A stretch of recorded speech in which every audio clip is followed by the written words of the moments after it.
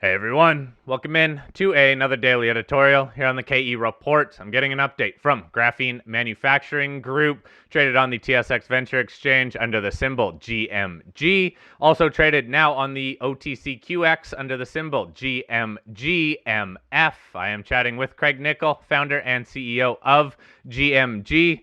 Now, Craig, there's been quite a bit of news that has come out of the company over the last month. We can talk everything about cost reductions from an operational level, also the start of trading on the QX, as well as the company's battery division making it to 1,000 milliamp capacity. All of this released pretty much in the last month, but I do have to ask you, Craig, because I have gotten a number of questions, is that recently, just over the last about week and a half, the stock has sold off a fair bit on the back of, again, not much news. So do you have any insights for shareholders here about what's causing this sell-off in the shares? Yeah, thanks, Cory, and I appreciate you having me back on again. Yeah, look, it's an interesting one. I can tell you we're fully disclosed, and we've got I get anecdotal evidence to say that shorts are on the stock. It's very hard to know exactly what the shorts are doing and how much they are and what the impact are, because if you don't know, there's very little data that the exchange provides, nor OTC and TSX.V. So to actually understand the impact, it's quite difficult, especially intraday shorts, kind of more longer term shorts. There is some data. It comes in about every few days. It's not daily. So yeah, it is difficult to know exactly, but I do think there's some element of it that it's working through, those shorts, and I guess I hear a lot of different people who follow our stock quite well in quite detail say that it is. So that's pretty much all I have to say at this point. Okay. Well, Craig, I'm sure I'll keep getting emails and questions about the share price. I'll keep watching along. Let's talk about the company then. The most recent news release, March 11th, the operational cost reduction, a target of $4.5 million Australian. How should investors view this? What are you doing to reduce these costs, and how does that impact the overall strategy of the company? Yeah, so we've done this because we're merging into or becoming into a commercial operation, and it's really important to have your cost targets very clear. So when you start coming out with your profitability targets and your understanding around your look forward potential cash flow positive space, that we have all of this clear. So we put this target out. We believe that probably around half of it will be achieved through organizational changes that we've already implemented. Now, those organizational changes come about from us going through a very large engineering projects phase that probably for the last 2 years we've had both a team in operations and a team in projects. And now we've basically finished that work for the near future. We've taken an opportunity to reset, and we've pretty much merged those teams in effect. We brought a new person in charge of our development operations. He's been with the company for more than a year. Has been doing a great job in his existing role. So we brought him across to be the Chief Development and HSE Officer. That's Paul McIntosh. And then we effectively then get a lot of those cost savings through the blending of putting a projects and operations team back together, because we just don't have the work for the engineers at this point. Now, of course, we've got work coming up, which we can talk about, the development work, but that's not until for some time, and we want to make sure that we have the business set correctly with the right people, the right team, and have the right cost base. And that's effectively what this is about. So, Craig, is this slowing down any of the growth or advancements in any of the divisions? I would suggest no, it's not. We haven't. In fact, we've been trying to increase the speed of those areas. We haven't really had any significant impact on the battery team, nor have we had any change in the sales area. So, my feeling is that we'll have a pretty, we'll still be pushing through all of those areas as we've been in the past and will continue, I believe, continue to do that. So, no, it should not change our impact or our delivery in those really important areas. And we'll be highlighting and very focused on delivery even more with very, very targeted applications of people to deliveries as we've done in the past. But it'll be even more heightened with a very keen focus on delivery under this new cost mindset as well. Okay, so let's break it down by division, starting with the battery division. February 6th, you announced that the graphene aluminum ion battery got to 1,000 milliamp capacity. February 14th, you released some temperature data around the charging capability of this battery. What comes next for the battery? Where do we stand in terms of growing this division? Yeah, so the test, what we're doing next is to basically get to a fully tested, third-party tested battery. And that's what we have to do for the Rio Tinto Joint Development Agreement, and also for customers who, potential customers who want to see it and test it as well, who are around the world. So that's that next phase. We continue to see strong interest in this battery from a number of different types of sectors and types and potential customers around the world. That's still there. It is revolutionary in multiple aspects. Obviously no lithium, no copper, very, very fast charging and discharging, which is really quite unique. It's probably the most unique battery of its type. And obviously, made of aluminum or aluminium, depends on where which side of the Pacific you're on. And then, it's obviously got some obviously really good recycling and life opportunities, parameters as well. So it's the next stage is get the battery externally tested, get it.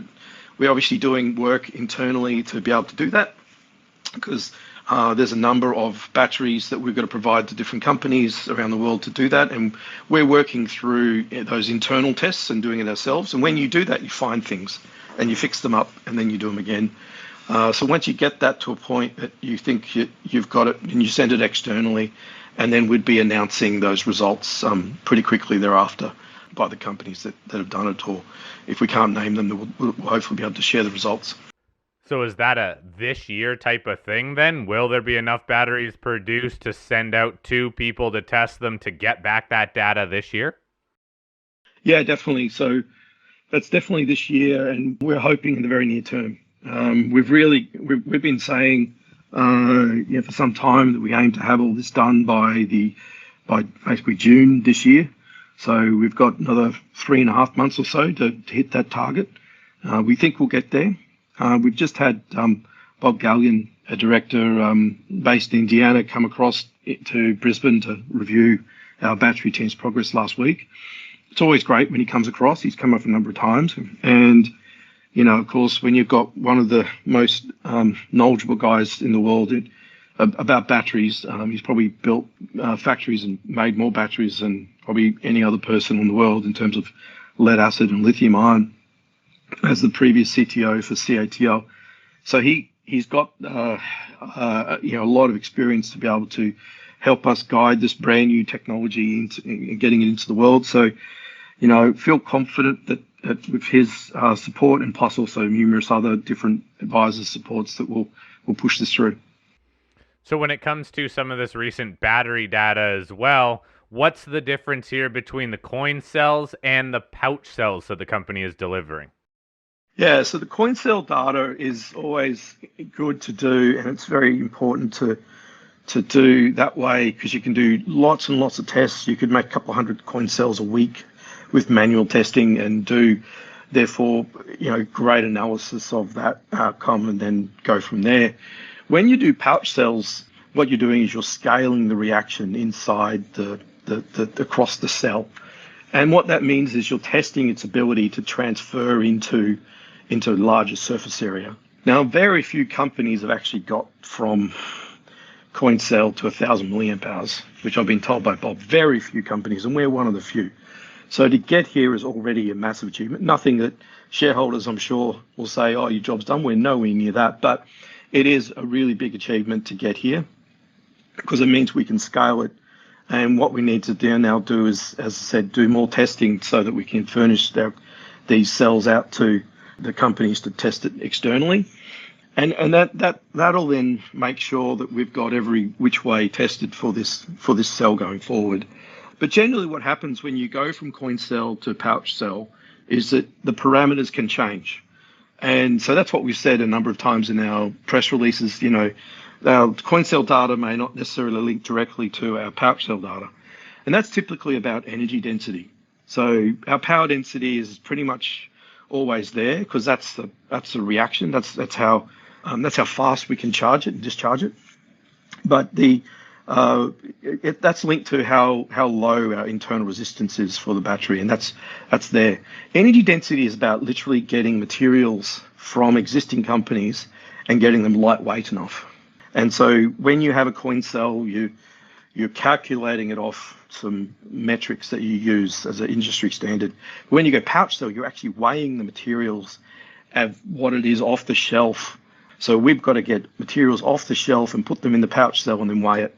And so that energy density for us will only increase over time as we optimize it with different weight and materials that we get off the shelf from different suppliers around the world. And so that's the one that we're going to continue to work through. Now, we haven't published that at all, and I know some people want to know what the energy density is. We haven't done that yet because we haven't got to a cell which we can absolutely say this is it. And while the energy density is jumping around, we don't want to say what it is until then. So that's where that is. But once we've done all the full testing, we'll then say what the energy density is, and then we can go from there. Okay, Craig, it sounds like you're getting the same questions as I am then. And can we not then calculate the energy density of this right now? It just wouldn't mean enough for people to be able to say what it is. It's not what the coin cells were getting at, just to be clear. I think people worked that out. But it is nowhere near what it can be. Looking at the materials, we get one material which is 1/10 the weight of the next material. And so one energy density could be X, and then the next material could be, 10 times better. So that's why I don't want to give a number, because there's that cell that we're doing that work on, and it does really well. And you say, well, this is the energy density for that cell. We'd repeat that, and then the next week we find a material that's completely different, and then we get a different energy density, and it's substantially different. So that's why we just said this is 1,000 million powers. We've reached that, which is already big. We'll come out with the energy density, and it's going to be a trajectory. It'll never be, hey, we've just arrived at the 300 watt hours per kilogram, because it has to go through the material optimization process. And for lithium-ion batteries, that took 40 years to get from 90 watt hours per kilogram up to what eventually it's probably at 250. So it took 40 years to go through that. We won't hopefully take that long, but it's all about getting materials off the shelf that we can use straight away and being able to get them as lower weight and thinner as possible. Okay. Everyone, keep sending me your questions on that, and I'll try to get Craig to clarify for you. Let's also talk about the Thermal XR division, so TXR. I had a couple questions asking, what about U.S. approval? Last time I had you on the show, you outlined that could be coming. We haven't seen any news on it. So any updates here? Yeah, it's so we put a paragraph into our last press release talking about how we've actually been now informed of that it's best not to do a low volume exemption for the EPA. Now, just to be clear, we have our Australian approval for this product and the Canada approval and many other countries, but those two already. And there are companies who've got graphene approvals at the US EPA. So we're not trying to do something no one's ever done before. And so we've been told that actually not to do a low volume exemption, not to do a low volume amount, which would have been easily still a lot of thermal XR because it's so little graphene in it. But to put in a full proposal, a full application, what's called a pre-manufacture notice. Now, what that means is, we've got to go through that process with, full clarification on all the risks. So we kind of thought that would have been, because it was a full application, it would have been more difficult to get that approved. But apparently that's not the way it's seen by the government. And so we're working through now and formulating a strategy and application for what's called a full pre-manufacture notice for the EPA. And then once, hopefully that goes in, we'll then be able to, to detail that to people. We'll make another announcement about that. It is kind of counter to what we've seen in other countries, so it's definitely a learning. And we've got to work through that with the local regulators, because every regulation and regulator has different laws about how their approvals need to be complied with. Of course, that's what we'll do. So yeah, we'll work through the next stage, forming a strategy with our service providers, and we'll make another announcement about that. But effectively, we've been told make a bigger approval for the graphene into the EPA, and then it will be considered as more favourable than what we've done, which is a low volume exemption. So what does this mean for the path to revenue or cash flow, let's say, positive cash flow for the TXR? Any updates that you can give us here, timeline-wise? Yeah, so we're obviously, keen to do the American sales with Nicol. They're still very, very keen and to make this happen. They've just launched the product already in America. So, I think we'll work through with them on what that means. Obviously we'll be pushing hard with Nicol as well to put any new application in to make sure that gets done as fast as possible. Obviously that will delay revenues in Americas. We are seeing some revenues, keep to come up in Asia, and I think we should see some revenues in Australia as well.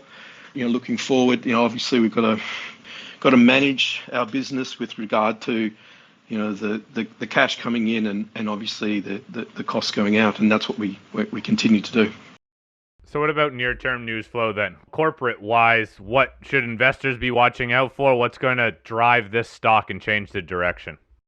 Yeah, so we're obviously trying to position the company for the next phase of the growth, which is, my job is clearly 6, 12, 18, 20, 24 months out always, and that's around attracting government and strategic investment into building the next phase, which is obviously the battery plant, the automatic battery pilot plant, and also the expansion for the graphene production as well, the next phase for that, which obviously all accelerative and developmental.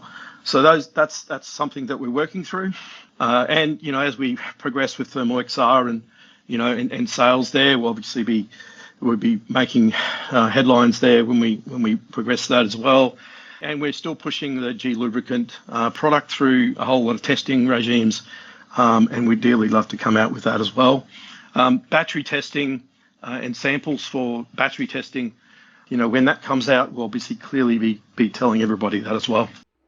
All right, Craig, thank you very much for this update. Please, everyone, keep sending me your questions, and I will keep bringing Craig on the show to address all the developments in the 3 different divisions within GMG. I'll also post a link to the GMG website below. Craig, thank you very much for your time today. I appreciate the update. Thanks, Cory.